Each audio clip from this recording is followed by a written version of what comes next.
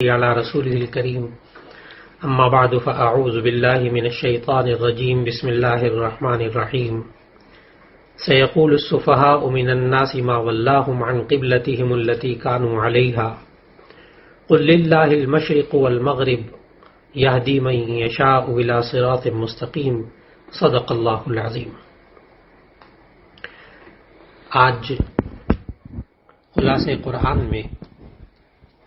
دوسرے پارے کی ابتدا ہو رہی ہے۔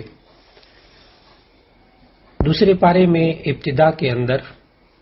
تحویل قبلہ کا ذکر ہے، یعنی قبلے کا رخ پھیرنا، اس کا ذکر ہے۔ دراصل نبی صلی اللہ علیہ وسلم جب مدینہ منورہ تشریف لائے ہجرت کرنے کے بعد، تو تقریباً 16-17 مہینے بیت المقدس کی طرف منہ کر کے نماز پڑھتے تھے، لیکن آپ صلی اللہ علیہ وسلم کی دلی آرزو تھی کہ کعبۃ اللہ کو مسلمانوں کا قبلہ بنا دیا جائے، جو کہ حضرت ابراہیم علیہ السلام نے جسے تعمیر کیا تھا، اور آپ صلی اللہ علیہ وسلم کی اس دلی آرزو کو اور دلی تمنا کو اللہ تعالیٰ نے جب پورا فرما دیا، وہ اس طرح کہ نبی صلی اللہ علیہ وسلم ظہر کی نماز مسجد بنی سلمہ میں پڑھا رہے تھے، اور اس وقت ظہر کی نماز کے دوران حکم ہوا تو بیت المقدس اس وقت شمال کی طرف، اب بھی شمال کی طرف ہے مدینہ منورہ میں، اور کعبہ جو ہے وہ جنوب کی طرف ہے۔ چنانچہ نبی صلی اللہ علیہ وسلم نے اور صحابہ نے نماز کے دوران ہی اپنے منہ کو قبلے کی طرف پھیر لیا، اور اس طرح تحویل قبلہ ہوا۔ اس کا ذکر اللہ تعالیٰ نے اس دوسرے پارے کے شروع میں فرمایا۔ تحویل قبلہ کا حکم نازل ہونے کے بعد مشرکوں نے اور منافقین نے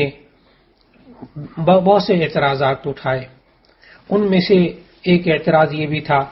کہ ان لوگوں کو ما ولاہم عن قبلتہم التی کانوا علیہا، انہیں کس چیز نے اس قبلے سے پھیر دیا جس کی طرف رخ کر کے یہ عبادت کرتے تھے۔ اللہ تعالیٰ نے ہمیں سمجھایا، اور اللہ تعالیٰ کے نبی صلی اللہ علیہ وسلم کو حکم دیا کہ آپ فرما دیجئے کہ ساری سمتیں، چاہے وہ مشرق ہوں یا مغرب ہوں، یہ سب اللہ کی ہیں۔ گویا کہ جس سمت کو چاہے اللہ قبلہ مقرر کر دے، اور اسی لیے اللہ تعالیٰ نے نبی صلی اللہ علیہ وسلم کی آرزو پوری کی، اور نبی صلی اللہ علیہ وسلم کو اللہ تعالیٰ نے بھی ان آیات میں سمجھایا، اور ان منافقین کو بھی سمجھایا کہ دیکھو، کوئی جہت جو ہے وہ کوئی خاص اہمیت اختیار نہیں کرتی۔ اصل بات کیا ہے کہ اللہ نے کس جہت کی طرف نماز پڑھنے کے لیے متوجہ ہونے کا حکم دیا۔ پہلے بیت المقدس کی طرف حکم تھا تو ٹھیک ہے، بیت المقدس کی طرف عبادت کی جاتی تھی، بعد میں کعبے کی طرف حکم دے دیا، اب کعبے کی طرف منہ کرنے کا حکم ہے، اس پر عمل ہوگا۔ نبی صلی اللہ علیہ وسلم کو اس قدر شوق تھا کہ نبی صلی اللہ علیہ وسلم اس وحی کے انتظار میں بار بار آسمان کی طرف اپنی نگاہیں اٹھاتے تھے کہ کب تحویل قبلہ کا حکم نازل ہوگا۔ تو نبی صلی اللہ علیہ وسلم کے اس اشتیاق کو، اس شوق کو اللہ تعالیٰ نے اس تمنا کو پورا فرما دیا۔ پھر اس کے بعد معلوم ہوا کہ اللہ تعالیٰ نے ان آیات میں بھی بتایا کہ قبلے کا متعین کر دینا یہ بھی نبی صلی اللہ علیہ وسلم پر اور امت پر اللہ تعالیٰ کا بہت بڑا احسان تھا۔ پھر اس کے بعد اللہ تعالیٰ نے تحویل قبلہ کی تفصیلات وغیرہ بیان کرنے کے بعد پھر آیت نمبر 177 سے اللہ تعالیٰ نے ہمیں بتایا کہ نیکی کیا ہے۔ لیس البر ان تولوا وجوہکم قبل المشرق والمغرب، کہ مشرق اور مغرب کی طرف رخ کر لینا یہ نیکی نہیں ہے، بلکہ حقیقی نیکی یہ ہے کہ انسان کے عقائد، انسان کے اعمال، اس کے معاملات، اس کے اخلاق، یہ سب کا رخ جو ہے وہ اللہ کے حکم کے مطابق ہو۔ یعنی صرف چہرے کا رخ کر لینا یہ کسی جہت کی طرف یہ عبادت نہیں ہے، بلکہ پوری زندگی کا رخ اللہ کی طرف بدل لینا یہ اصل میں عبادت ہے۔ پھر اللہ تعالیٰ نے ہمیں بتایا کہ یہ صرف اپنے چہرے کو مشرق یا مغرب کی طرف منہ کر لینا، صرف اس کو نیکی نہیں کہتے۔ آگے اللہ تعالیٰ نے 16 چیزیں بتائیں پھر کہ یہ 16 چیزیں اصل نیکی ہیں، اور فرمایا کہ اللہ پر ایمان رکھنا، نمبر 2 آخرت پر ایمان رکھنا، نمبر 3 فرشتوں پر ایمان رکھنا، نمبر 4 آسمانی کتابوں پر ایمان رکھنا، نمبر 5 انبیاء علیہ السلام پر ایمان رکھنا، پھر نمبر 6 اللہ تعالیٰ نے بتایا اپنے رشتہ داروں کا حق ادا کرنا، یتیموں کا حق ادا کرنا، مسکینوں کا حق ادا کرنا اور سوال کرنے والوں کی مالی مدد کرنا۔ 10ویں چیز یہ بتائی قیدیوں کے ساتھ اچھا سلوک کرنا، غلاموں کو آزاد کرنا، نماز قائم کرنا۔ 13ویں چیز بتائی زکوٰۃ ادا کرنا۔ نمبر 14 جب وعدہ کریں تو وعدے کو پورا کریں۔ نمبر 15 جب تنگی اور تکلیف آئے تو اس پر صبر کرنا، اور نمبر 16 پوری زندگی کا رخ جو ہے وہ اللہ کے احکامات کے مطابق مکمل کرنا، اسی رخ پر چلنا۔ چنانچہ ان 16 قواعد سے جو اللہ تعالیٰ نے ان آیات میں بتائے ہمیں معلوم ہوا کہ زندگی جو ہے وہ مذہبی زندگی صرف چند رسوم چند عبادات کا نام نہیں ہے، بلکہ انسان جہاں بھی رہتا ہے، بازار میں ہو، مسجد میں ہو، گھر میں ہو اور ادارے میں ہو، کہیں کا دفتر میں ہو، ہر جگہ وہ انسان جو ہے وہ ان نیکیوں پر عمل کرے گا تو اس کو بر یعنی نیکی کہا جاتا ہے۔ چنانچہ اسی وجہ سے یہ جو آیات ہیں اس آیت کو آیت بر بھی کہا جاتا ہے کہ اس میں اللہ تعالیٰ نے نبی صلی اللہ علیہ وسلم کو اور امت کو بتایا کہ نیکی کیا چیز ہوتی ہے۔ پھر اس کے بعد اللہ تعالیٰ نے صفا اور مروہ کا ذکر کیا۔ ان الصفا والمروہ من شعائر اللہ۔ صفا اور مروہ اصل میں یہ 2 پہاڑیاں ہیں خانہ کعبہ کے قریب۔ خانہ کعبہ کے جو قریب ہے پہاڑی اس کو صفا کہتے ہیں، اور مروہ جو ہے وہ ذرا دور ہے، اس کو ان دونوں کے درمیان چلنے کو سعی کہتے ہیں۔ تو جب حاجیوں کے لیے عمرہ کرنے والوں کے لیے سعی کا حکم دیا گیا تو صحابہ کے ذہن پر یہ بوجھ ہوا، کیونکہ زمانے جاہلیت میں صفا اور مروہ پہ 2 بت رکھے ہوتے تھے جن کی لوگ عبادت کرتے تھے یا لوگ ان کی پرستش کرتے تھے۔ تو صحابہ کو یہ بہت عجیب سا لگا کہ ہم بھی ان 2 پہاڑیوں کے درمیان چکر لگائیں۔ اس پر اللہ تعالیٰ نے یہ آیت نازل کی کہ بے شک صفا اور مروہ یہ اللہ کی نشانیاں ہیں، جب تم حج یا عمرہ کرو تو ایسی صورت میں صفا اور مروہ کے درمیان سعی کرو۔ اس لیے صفا اور مروہ کے درمیان حج و عمرے کے درمیان 7 چکر لگانا یہ واجب ہے۔ پھر اس کے بعد اس دوسرے پارے میں اللہ تعالیٰ نے حرام اور حلال چیزوں کے بارے میں بتایا کہ جو چیزیں اللہ تعالیٰ نے حلال قرار دے دی ہیں ان کو حلال سمجھنا چاہیے، جن چیزوں کو اللہ نے حرام قرار دیا ہے ان کو حرام سمجھنا چاہیے، اور ایسا نہیں کرنا چاہیے کہ جو اللہ نے حلال قرار دی ہیں ان کو خود سے اس کو حرام کر لے بندہ اپنے اوپر، اور جن چیزوں کو اللہ نے جو ہے وہ حرام قرار دیا ہے ان کو خود سے جو ہے وہ اپنے لیے حلال کر لے، ایسا نہیں۔ پھر اللہ تعالیٰ نے حرام چیزوں کا ذکر کیا کہ مردار جو ہے وہ حرام ہے۔ مردار کہتے ہیں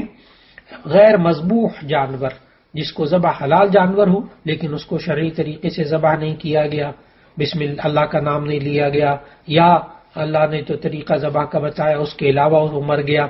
تو اس کو کہتے ہیں میتہ، مردار جانور، وہ حرام۔ پھر اسی طرح بہتا ہوا خون، یہ بھی حرام۔ جب جانور کو ذبح کرتے ہیں تو اس کی گردن میں سے جو بہتا ہوا خون ہوتا ہے وہ حرام ہوتا ہے۔ تیسری چیز اللہ تعالیٰ نے جو حرام بتائی وہ خنزیر کا گوشت، کہ یہ بھی حرام ہے، یہ مکمل حرام ہے، کسی بھی طریقے سے اس کا کوئی جز حلال نہیں ہوتا، یہاں تک کہ کسی چیز میں اس کی چربی ملائی گئی ہو، یا اس کے بال ہوں، یا اس کی ہڈیاں ہوں، یا ہڈیوں کے کچھ اجزاء ہوں، یا اس کے خون کے کوئی اجزاء ہوں، ساری کی ساری گوشت سب چیزیں خنزیر کا جو ہے وہ اللہ نے حرام کیا ہوا ہے۔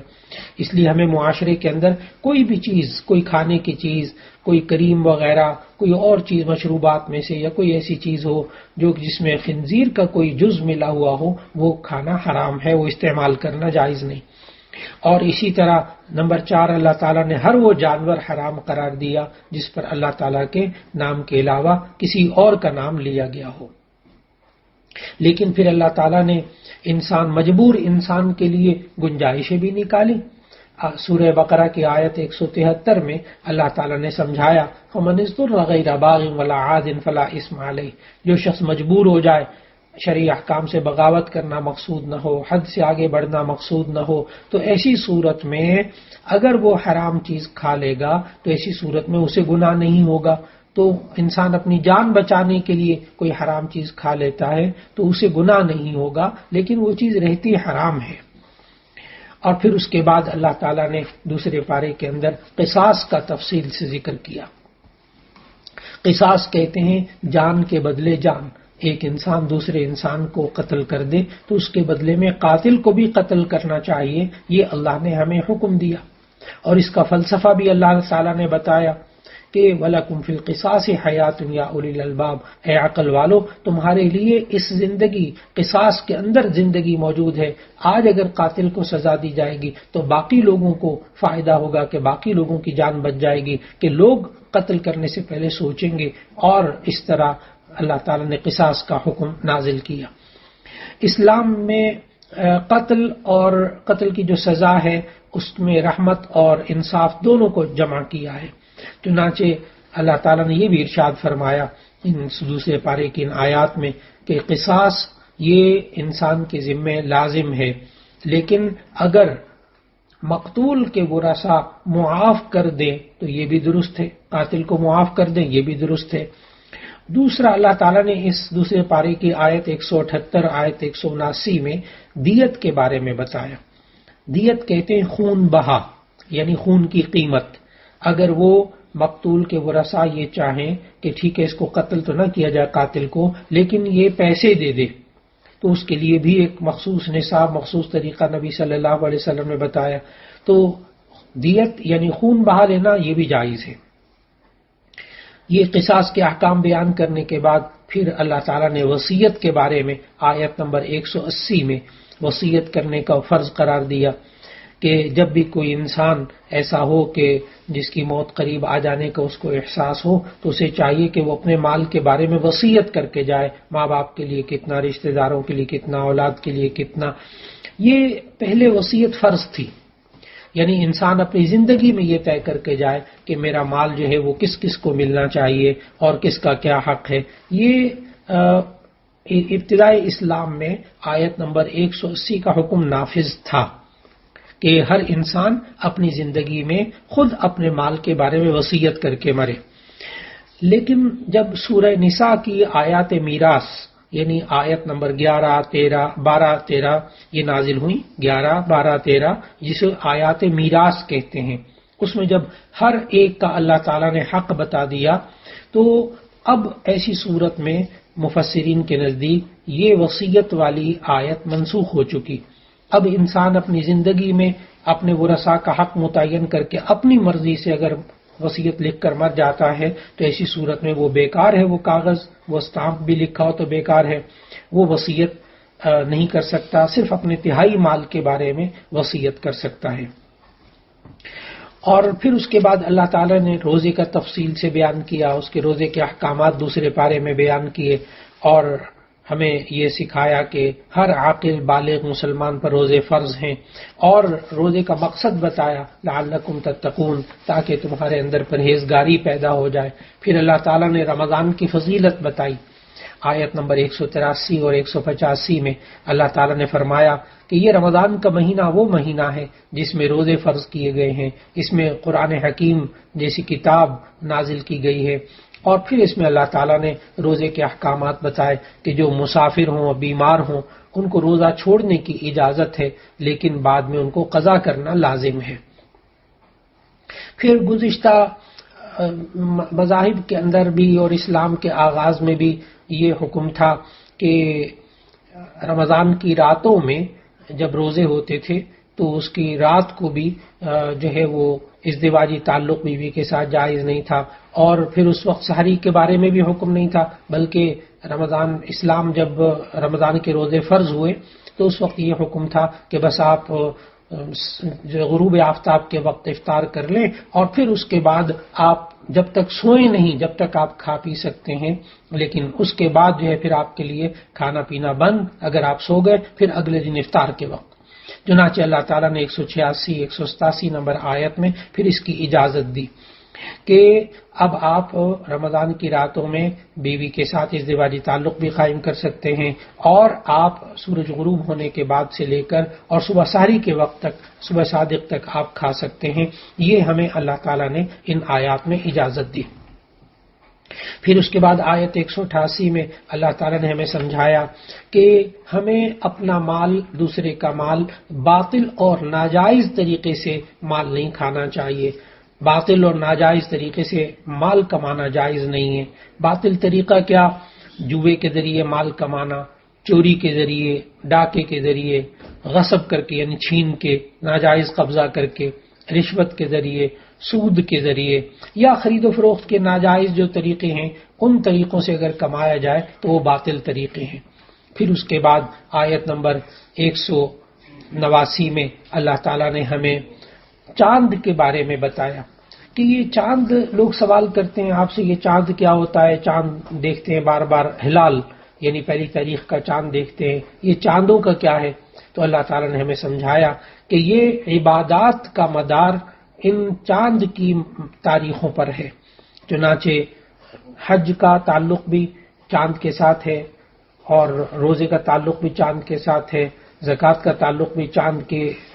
مہینے، چاند کے سال کے اعتبار سے ادا کرنا چاہیے. پھر اس کے بعد اللہ تعالیٰ نے جہاد اور قتال کا حکم دیا اور اس کے آداب بتائے. آیت نمبر 190 سے 195 پر فرمایا کہ مسلمانوں پر جہاد اور قتال فرض ہے. جہاد کا مقصد جو ہے وہ اللہ کے کلمے کو بلند کرنا ہوتا ہے، اور حق اور باطل کی یہ ہمیشہ سے ایک جو آپس میں جنگ چل رہی ہے، اس میں اللہ تعالیٰ نے ہمیں آداب سکھائے اور جہاد جو ہے وہ مسلمانوں پر فرض قرار دیا. پھر اس کے بعد اللہ تعالیٰ نے حج کے احکام بیان فرمائے دوسرے پارے میں. اسلام کے جو بنیادی 5 ارکان ہیں اس میں سے ایک اہم رکن حج بھی ہے. حج کا مقصد اللہ تعالیٰ نے بتایا کہ یہ انسان جو ہے وہ حج کرے تو اللہ تعالیٰ نے جو فرائض انسان کے ذمے رکھے ہیں اس سے اس کا فرض پورا ہو جاتا ہے. پھر اس میں احرام کا ذکر کیا کہ حج کرنے کے لیے مخصوص لباس باندھا جاتا ہے، اسے احرام کہتے ہیں. اور پھر عمرے کا ذکر کیا. اصل میں حج اور عمرہ یہ اس میں فرق یہ ہوتا ہے کہ حج تو مخصوص مہینوں میں کیا جا سکتا ہے، اور جو عمرہ ہے وہ پورے سال میں کسی بھی وقت میں کیا جا سکتا ہے. پھر ان آیات میں اللہ تعالیٰ نے بتایا کہ حج کے دنوں میں تجارت کرنا اور خرید و فروخت کرنا یہ جائز ہے، لیکن انسان کو صرف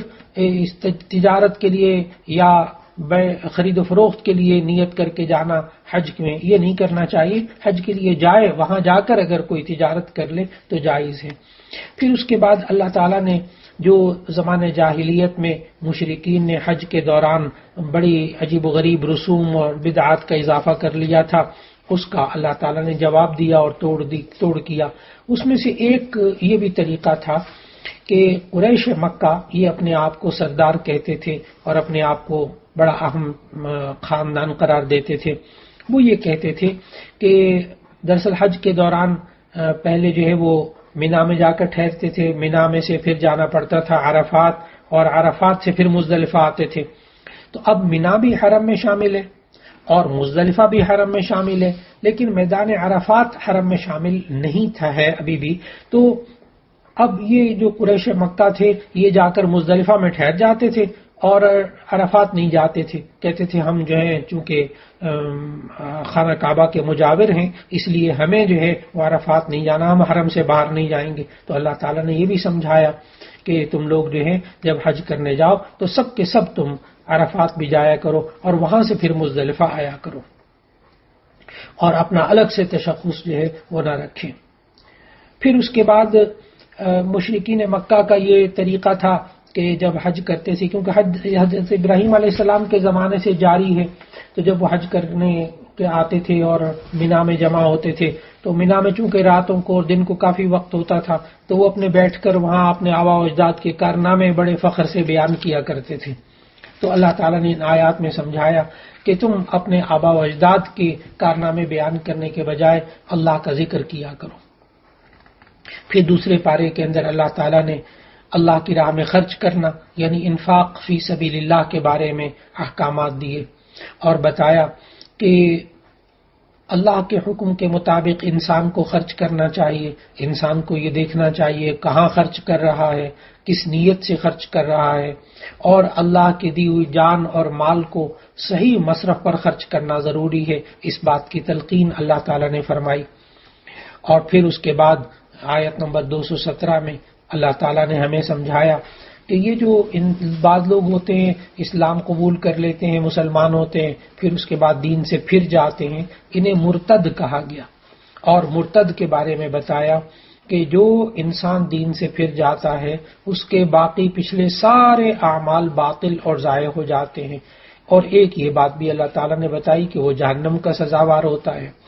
اور ایک یہ بات بتائی کہ دنیا میں اس کی سزا یہ ہے کہ اگر وہ سمجھانے کے باوجود باز نہ آئے تو اسے قتل کر دیا جائے۔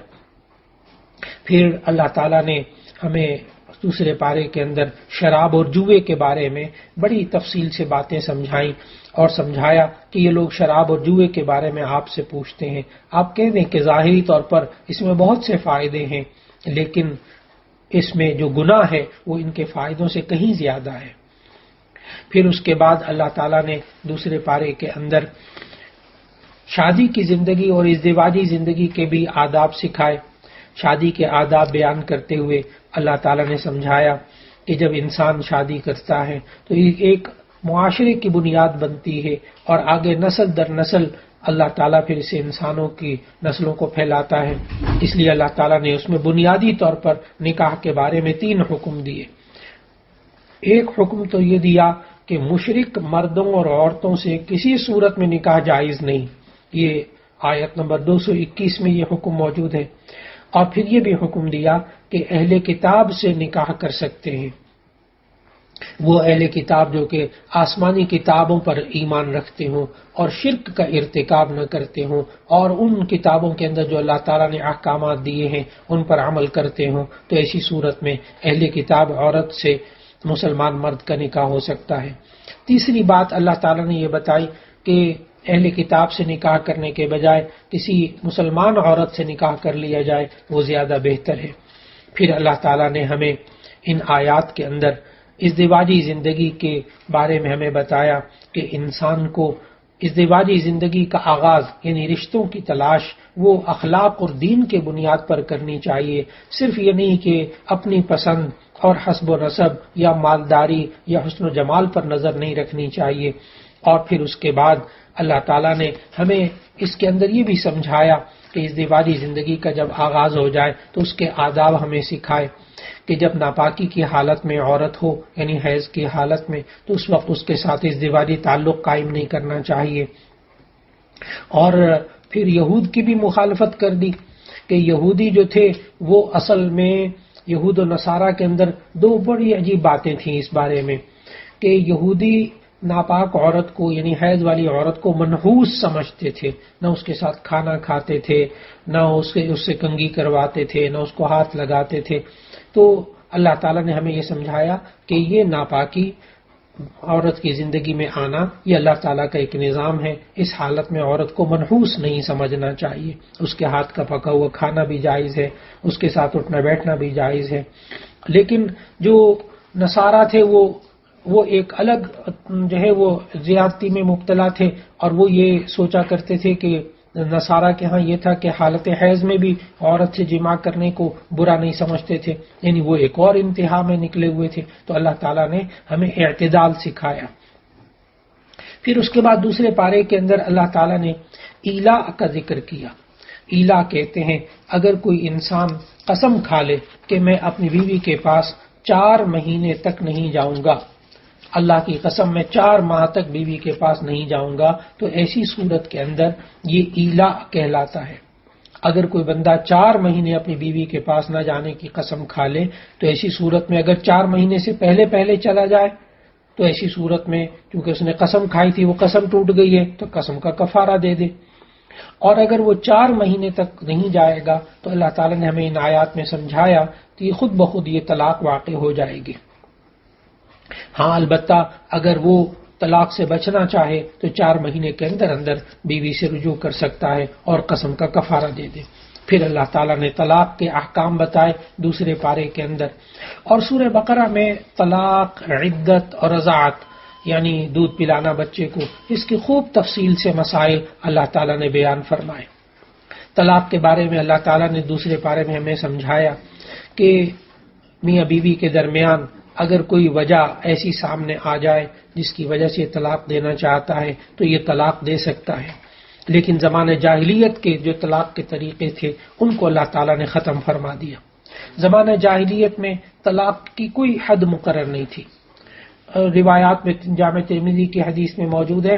کہ لوگ 100 طلاقیں بھی دے دیتے تھے، پھر رجوع کر لیتے تھے، پھر طلاق دیتے تھے، پھر رجوع کر لیتے تھے، تو انہوں نے ایک طرح سے زندگی میں مذاق بنایا ہوا تھا۔ لیکن اسلام کے اندر اللہ تعالیٰ نے ہمیں سکھایا، اور خاص طور پر سورہ بقرہ کے اندر تفصیلی احکامات دیے کہ اگر ایک طلاق بیوی کو دی جائے تو ایسی صورت میں انسان رجوع کر سکتا ہے، 2 طلاقیں دے دی جائیں تب بھی رجوع کر سکتا ہے، لیکن 3 طلاقیں اگر دے دیے تو ایسی صورت میں رجوع کا حق باقی نہیں رہتا۔ یہ اللہ تعالیٰ نے آیت نمبر سورہ بقرہ کی 229 کے اندر طلاق کے احکام بتائے۔ پھر اس کے بعد اللہ تعالیٰ نے ہمیں یہ بھی سمجھایا کہ اگر 3 طلاقیں دے دے تو ایسی صورت کے اندر یہ انسان بغیر حلالے کے یہ عورت دوبارہ حلال نہیں ہوگی، یعنی 3 طلاقوں کے بعد اگر یہ عورت پھر کسی مرد سے خود شادی کر لے اور شادی کرنے کے بعد وہ مرد خود اپنی بیوی کو طلاق دے دے، پھر یہ پہلے شوہر کے لیے حلال ہو سکتی ہے، لیکن حلالے کے لیے پہلے سے جو ہے وہ تمام باتیں شرائط کے طور پر طے کر کے کروانا، یہ حلالہ کرنے والے اور کروانے والے پر نبی صلی اللہ علیہ وسلم نے حدیث میں لعنت فرمائی ہے۔ اس لیے طلاق سے بچنا چاہیے، ہمیشہ بچنا چاہیے کہ یہ طلاق ایک ایسی حلال چیز ہے جو کہ نبی صلی اللہ علیہ وسلم نے فرمایا ابغض الحلال عند اللہ الطلاق، کہ اللہ کے نزدیک سب سے ناپسندیدہ چیز حلال چیزوں میں سے وہ طلاق ہے۔ تو طلاق سے بالآخر بچنا چاہیے، لیکن اگر ضرورت پیش آ جائے تو اس میں بھی علماء سے پوچھ کر شرعی طریقے سے طلاق دینی چاہیے۔ ہاں البتہ اگر بیوی جو ہے وہ شوہر کے پاس رہتے ہوئے ایسی چیزیں جیسے شوہر بہت مارتا ہے، پیٹتا ہے، ظلم کرتا ہے، یا کوئی اور وجہ ایسی خاص ہو، تو ایسی صورت میں ہمیں دوسرے پارے کے اندر اللہ تعالیٰ نے خلع کے آداب بھی بتائے کہ یہ انسان خلع بھی لے لیتا ہے۔ خلع یہ ہے کہ عورت اس شرط پر کہ پورا مہر یا اس کا کچھ حصہ واپس کرنے کے بدلے میں طلاق مانگے تو اس کو کہتے ہیں خلع۔ اور پھر اس کے بعد ہمیں اللہ تعالیٰ نے رضاعت کے احکام بھی اس دوسرے پارے میں بتائے۔ رضاعت کہتے ہیں کہ ماں اپنے بچوں کو دودھ پلائے، اس لیے آج دور جدید کے اندر جدید سائنس جو ہے وہ اتنی تعلیم کرتی ہے کہ اپنے بچے کو ماں کو چاہیے خود دودھ پلائے، لیکن اللہ تعالیٰ نے نبی صلی اللہ علیہ وسلم کے ذریعے 1450 سال پہلے ہمیں یہ باتیں بتا دی تھیں کہ بچے کا حق ہے کہ یہ ماں جو ہے وہ اس کو دودھ پلائے، اور پھر اس کے آداب سکھائے کہ اس ماں کے جو ہے وہ کھانے پینے کا خیال رکھنا چاہیے، اس ماں کے لباس کا خیال رکھنا چاہیے، اور کسی کے اوپر زیادتی نہ ہونے پائے، یہ اللہ تعالیٰ نے سکھایا۔ پھر اس کے ساتھ ساتھ دوسرے پارے میں اللہ تعالیٰ نے عدت کے بارے میں بتایا۔ عدت کہتے ہیں طلاق کے بعد یا شوہر کے فوت ہونے کے بعد جتنی دیر عورت اور شادی کرنے سے رکی رہتی ہے اس کو عدت کہتے ہیں۔ سورہ بقرہ میں اور یہ دوسرے پارے میں اللہ تعالیٰ نے 2 قسم کی عدتیں بتائی ہیں۔ ایک عدت تو طلاق کے بارے میں بتائی کہ اگر طلاق کی صورت میں عدت ہو تو ایسی صورت میں 3 حیض تک رکے رہنا یہ طلاق کی عدت ہے، اور اگر شوہر فوت ہو جائے تو اس کی عدت اللہ تعالیٰ نے بیان فرمائی آیت نمبر 234 میں کہ وفات کی عدت شوہر فوت ہو جائے تو ایسی صورت میں 4 ماہ 10 دن تک عورت کو رکا رہنا چاہیے۔ اور پھر اسی طرح زمانہ عدت میں اللہ تعالیٰ نے یہ بھی سمجھایا کہ عدت کے زمانے میں عورت کو چاہیے کہ وہ نکاح نہ کرے اور نکاح کا پیغام وغیرہ بھی نہ دے، یہ آداب سکھائے۔ اور پھر اس کے بعد اللہ تعالیٰ نے دوسرے پارے کے آخر میں جہاد کے بارے میں ہمیں سمجھایا، اور پھر اس کے ساتھ ساتھ آخر میں اللہ تعالیٰ نے طالوت اور جالوت کا واقعہ ذکر کیا کہ جس میں ہمیں جہاد کے احکام بھی سمجھائے، جہاد کے آداب بھی سمجھائے، اور پھر سمجھایا کہ موسیٰ علیہ السلام کے زمانے میں ایک وقت ایسا آیا موسیٰ علیہ السلام کے بعد کہ ایک بادشاہ تھا جالوت نامی۔ جالوت جو تھا وہ ظالم بادشاہ تھا، تو اس وقت اللہ تعالیٰ نے طالوت جو کہ ایک بادشاہ تھا اور اللہ کا نیک بندہ تھا اس کو یہ حکم دیا، اور اس نے اپنے لیے لشکر کو تیار کیا۔ اس لشکر میں نوجوانی کے زمانے میں حضرت داؤد علیہ السلام بھی شامل تھے۔ تو طالوت جب لشکر لے کر نکلا اور اپنے لشکر کو سمجھایا کہ دیکھو اللہ تعالیٰ نے یہ آیات میں ذکر کیا کہ دیکھو یہ جو راستے میں اب نہر آئے گی اس میں سے کوئی پانی نہیں پیے گا، اور اگر پینا بھی ہو تو صرف ایک جو ہے وہ چلو بھر کے پانی پی لے۔ لیکن کچھ لوگوں نے، جو لشکر کے لوگ تھے طالوت کے، وہ بہت سے لوگوں نے پانی پی لیا۔ اب جب وہ سامنے جالوت اور اس کا لشکر آیا تو اب ان کی ہمتیں ختم ہو گئی اور یہ اس کے لڑنے کے قابل نہ رہے اور کہنے لگے ہم تو نہیں لڑ سکتے۔ تو پھر ایسی صورت کے اندر اللہ تعالیٰ نے داؤد علیہ السلام کو توفیق عطا فرمائی کہ داؤد علیہ السلام نوجوانی میں یہ جالوت کے لشکر میں تھے اور انہوں نے اس کو قتل کر دیا، ظالم بادشاہ جالوت کو۔ تو پھر اللہ تعالیٰ نے داؤد علیہ السلام کے بارے میں ذکر کیا دوسرے پارے کے آخر میں